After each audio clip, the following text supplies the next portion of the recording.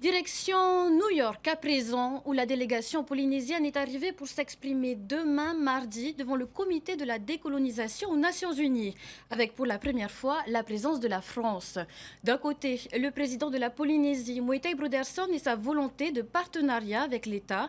De l'autre, les membres de son parti, le Tavini, avec un discours plus orienté sur l'indépendance. Le reportage de nos envoyés spéciaux Thomas Chabrol et Ramzi Malouki.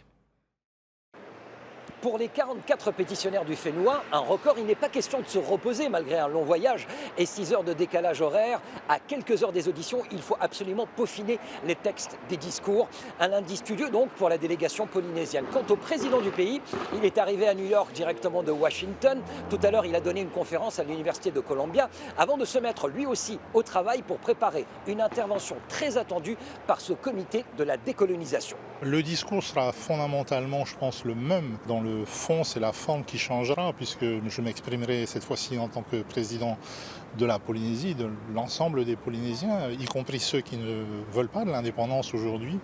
Donc il s'agit dans mon discours de ne pas faire de confusion entre venir ici demander la mise en place d'un processus d'autodétermination et venir ici réclamer l'indépendance, ce dont il n'a jamais été question. Moitai Broderson reste donc fidèle à sa vision des choses avec un discours qui sera certainement moins militant que celui des autres intervenants, en particulier les membres de son parti, le Tavini, en faveur de l'indépendance. Et il sera très intéressant de voir comment cette approche sera perçue, non seulement par le comité, mais aussi et surtout par l'ambassadeur de France aux Nations Unies. Il n'y aura pas, et c'est la nouveauté, de politique dite de la chaise vide cette année. Je vous le confirme, il sera là. Je pense qu'il prendra la parole également pour évidemment défendre la perspective de l'État sur cette question.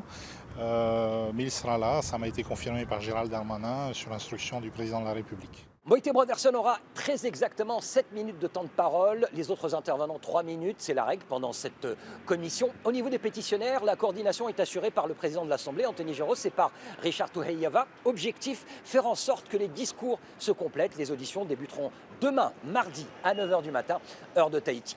À New York, au siège des Nations Unies, Ramzi Malouki, Tahiti Nuit Télévision.